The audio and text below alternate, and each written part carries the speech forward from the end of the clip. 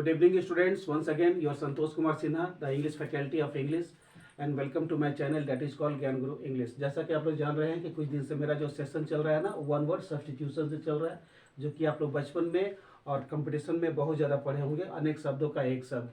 तो उसी को ध्यान में रखते हुए आज भी हम उसको कंटिन्यू करेंगे, उसको और आगे बढ़ाएंगे, जिससे कि आप लोग को बहुत ज़्यादा फायदा होगा। और अगर आप इंग्लिश को क्वालिफाई करना चाहते हैं, इंडिया का कोई भी इंग्लिश एग्जाम अगर क्वालिफाई करना चाहते हैं, तो आपको अनेक शब्दों का एक शब्द यानी कि वन वर्ड सब्स्टिट्यूशन पर पूरा फोकस करना होगा। और इंडिया के किसी भी जनरल कंपटीशन में, चाहे बैंक पीओ हो, चाहे एसएससी का कोई भी एग्जाम ले लीजिए, सीएचएसएल, सीजीएल, एमटीएस या सीडीएस, सीपीओ, सीपीएफ, डिफेंस का जो भी एग्जाम ले लीजिए, मतलब आपको वन वर्ड सब्स्टिट्यूशन से क्वेश्चंस देगा ही देगा।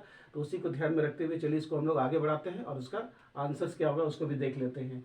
और एकदम आराम से आप पर डे इसको याद कीजिए, 10 ठो 20 ठो, मतलब जो आपका कैपेसिटी है, जितना आपका लेवल है। कोई जरूरत नहीं है टेंशन में जाने का कि हमको 50 ठो 100 ठो याद करना है। मतलब 10 ठो 20 ठो एक ठो रूटीन बना लीजिए कि हमको पर डे इतना वर्ड्स याद करना है। फिर एक दिन देखिएगा आपका इंग्लिश पूरा ईजी हो जाएगा और आपका एकदम आसानी हो जाएगा क्वालिफाई करने में। तो उसी को देखते हुए ध्यान में रखते हैं, चलिए देखते हैं उसको, हम आगे बढ़ाते हैं। और उस दिन तक हम लोग फिनिश किए थे 50 तक, आज हमारा है क्वेश्चन नंबर 51 से। तो देखते हैं क्या बोलता है। A person who carries a letter of any message is called, एक ऐसा व्यक्ति जो लेटर लेके जाता है कोई भी मैसेज किसी को देने के लिए, यानी कि किसी और का लेटर कोई लेके जाता है और उसमें मैसेज होता है, उस व्यक्ति को क्या बोलते हैं? बियरर बोलते हैं। हिंदी में क्या बोलते हैं? पत्रवाहक। यानी कि इस लेटर को जो लेके जाता है आप तक पहुंचाने के लिए, उसको बोलते हैं इंग्लिश में बियरर और हिंदी में पत्रवाहक। जैसा कि आप जानते हैं कि आपके लिए बाइलिंगुअल यहाँ पर मैं लिखा हूँ हिंदी और इंग्लिश, जिसमें कि किसी भी स्टूडेंट्स को कोई दिक्कत नहीं हो, वो इंग्लिश और हिंदी आराम से क्वालिफाई कर सकता है, उसका मीनिंग भी आराम से समझ सकता है। तो जो पत्र लेके कहीं जाता है कोई मैसेज देने के लिए, उस व्यक्ति को क्या बोलते हैं? पत्रवाहक हिंदी में, और इंग्लिश में क्या बोलेंगे हम लोग? बियरर। बोलते हैं ना, the bearer of this letter is mister Ram या मिस्टर श्याम। इस पत्र का बियरर कौन है? मिस्टर राम या श्याम है, मतलब जो लेके आप तक पहुंचा रहे हैं। चलिए देखते हैं 52 में क्या बोलता है। क्वेश्चन नंबर 52 में, अ person who gives money on high rate of interest is called, एक ऐसा व्यक्ति देखते होंगे ना जो बहुत ज़्यादा पैसा देता है इंटरेस्ट पर, यानी कि जो इंटरेस्ट का कारोबार करता है, उसको बोलते हैं डिवेटर या मनी लेंडर। यानी कि आपको बहुत ज़्यादा हाई इंटरेस्ट पर पैसा जो देता है उसको बोलते हैं मनी लेंडर या डिवेटर।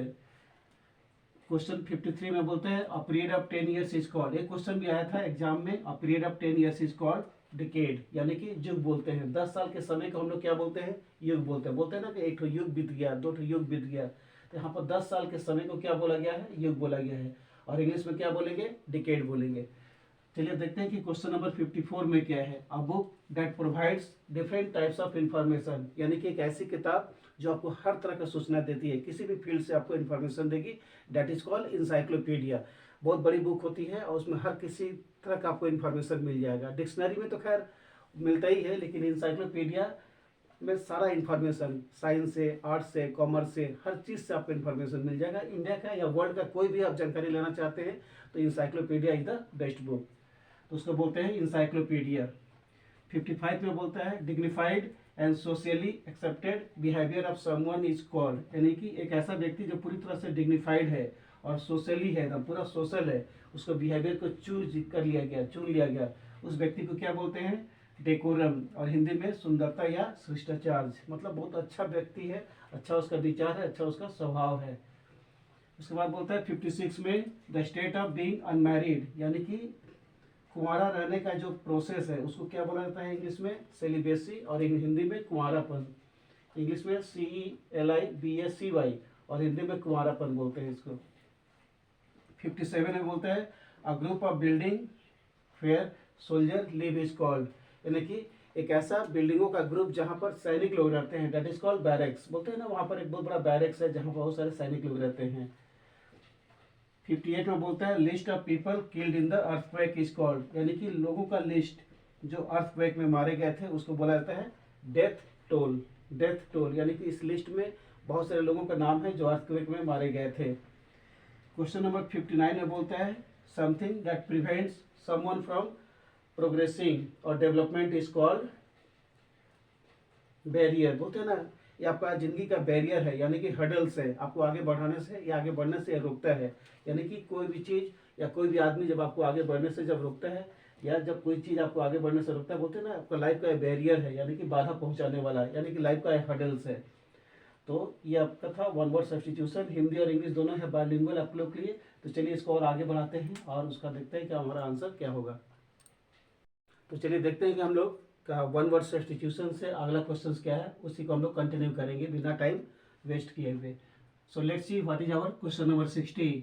अ speech that is delivered without any preparation is called, यानी कि एक ऐसा भाषण, एक ऐसा स्पीच जो बिना प्रीवियस प्रिपरेशन का अचानक से दे दिया गया। मतलब जब आपको अचानक से बोलने को कहीं मौका मिलता है, उस स्पीच को क्या बोलते हैं, that is called extempore, EXTEMPORE। और कंपटीशन में, इंग्लिश के एग्जाम में इससे क्वेश्चन बहुत ज़्यादा आता है। बिना तैयारी किया गया भाषण, यानी कि अचानक आपको बोलने का मौका मिल गया, दैट इज कॉल्ड एक्सटेम्पोर। ये क्वेश्चन आता ही आता है। Let's see question number 61। A talk between two people और टू कंट्रीज इज कॉल्ड, यानी कि एक ऐसा बातचीत जो दो लोगों में या दो देशों के बीच होता है, दैट इज कॉल्ड डायलॉग, यानी कि संवाद। दो लोगों में या दो देशों में जब टॉक होता है तो उसे संवाद या डायलॉग बोला जाता है। 62 में बोलता है something that is provided to a wife on legal separation of her husband, या फ्रॉम हर हस्बैंड भी लिख सकते हैं हम। अपने हस्बैंड से जो लीगल सेपरेशन कर ली है, उसको जो पैसा दिया जाता है उसको बोलते हैं इंग्लिश में एलिमोनी और हिंदी में गुजारा भत्ता। यानी कि एक ऐसा मतलब पेमेंट जो किसी भी वाइफ को अपने हस्बैंड से अलग होने के बाद जो दिया जाता है कोर्ट के through, that is called alimony और हिंदी में गुजारा भत्ता। उसको गुजर बसर करने के लिए हम लोग पैसा देते हैं कोर्ट से। 63 में बोलता है a disease that spreads over a large area is called, एक ऐसा बीमारी, अ डिजीज बोला है, a disease that spreads over a large area is called, एक ऐसा बीमारी जो पूरा एकदम एरिया को कवर कर लेता है, दैट इज कॉल्ड एपिडेमिक, महामारी। जैसे कोरोना आया था ना, तो पूरा वर्ल्ड को अपने चपेट में ले लिया था, दैट इज कॉल्ड एपिडेमिक।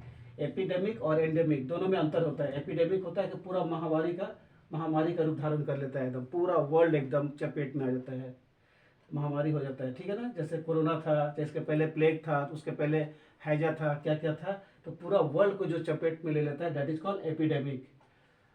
उसके बाद बोलता है 64 में service for which no salary is paid to someone, एक ऐसा सर्विस जिसमें कोई पेमेंट नहीं होता है किसी को, उसको बोलते हैं ऑनरी, यानी कि बिना भुगतान किया हुआ नौकरी। मतलब आप नौकरी कीजिए पर उसमें कोई पेमेंट नहीं मिलेगा।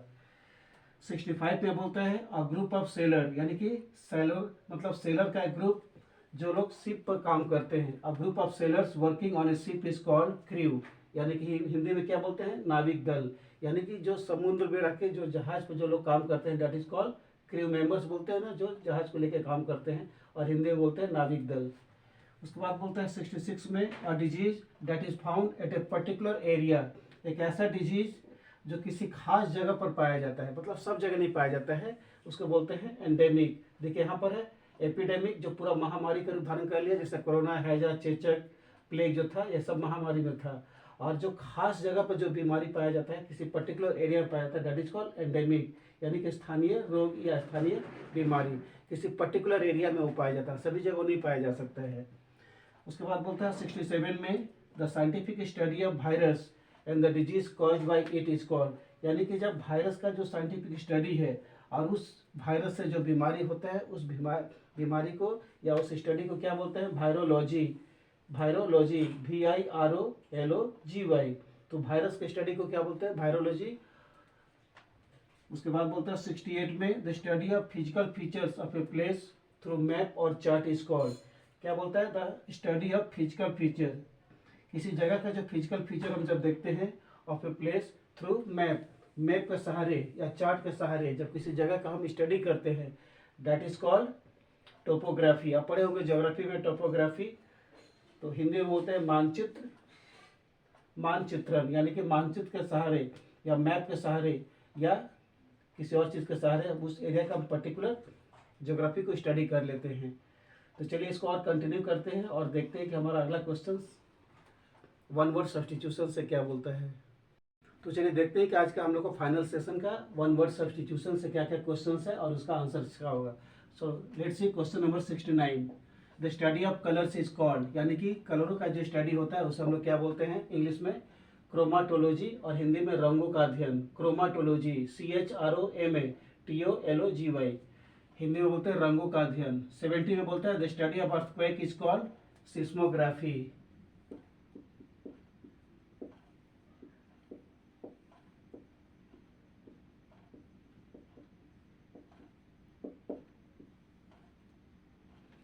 The study of earthquake is called seismography. 71 में बोलता है the study of the origin and the history of words is called, शब्दों का उत्पत्ति का अध्ययन, इसको बोलते हैं इथाइमोलॉजी। एक बार और देख लेते हैं, the study of the origin, the study of the origin and the history of the words is called etymology. Hindi में बोलते हैं शब्दों का उत्पत्ति का अध्ययन। उसके बाद 72 में बोलता है the study of Mankind specially of its origin, development, customs and belief is called anthropology. मतलब मानव विज्ञान का अध्ययन जब हम करते हैं उसको बोलते हैं एंथ्रोपोलॉजी। 73 में बोलता है the study of insect is called entomology, ENTOMOLOGY, यानी कि कीट विज्ञान। 74 में बोलता है a group of sheep is called, यानी कि शीप, भेड़ों का झुंड जो होता है उसको क्या बोलते हैं, फ्लॉक बोलते हैं, FLOCK, फ्लॉक। भेड़ों का झुंड को बोलते हैं फ्लॉक। और 75 में बोलता है अ सब्सटेंस, यानी कि एक ऐसा चीज, इसको मेडिसिन भी बोल सकते हैं, और medicine that kills germs is called germicide, यानी कि कीटनाशक। बोलते हैं कि कीटनाशक, इसको छिड़कने से जितने भी जर्म्स है सब के सब मारे जाते हैं। तो ये था हम लोग आज का सेशन का वन वर्ड सब्स्टिट्यूशन। अगले दिन फिर मैं कल आपको लेके आऊँगा। अभी मतलब कुछ दिन चलेगा आपको वन वर्ड सब्स्टिट्यूशन, क्योंकि एग्जाम पॉइंट ऑफ व्यू से बहुत ज़्यादा इंपॉर्टेंट है। और बच्चों का भी डिमांड रहता है कि सर मुझे one word substitution, idioms of phrases, antonyms, synonyms, यानी कि आपको अगर इंग्लिश क्वालिफाई करना है तो one word substitutions, idioms of phrases, antonyms, synonyms और कॉमन एरर, ये मोस्ट इंपॉर्टेंट है। इसको आपको पूरा अच्छी तरह से स्टडी कर लेना है, और साथ ही साथ इस वीडियो को लाइक करके शेयर कर देना है। Till then good night to all of you.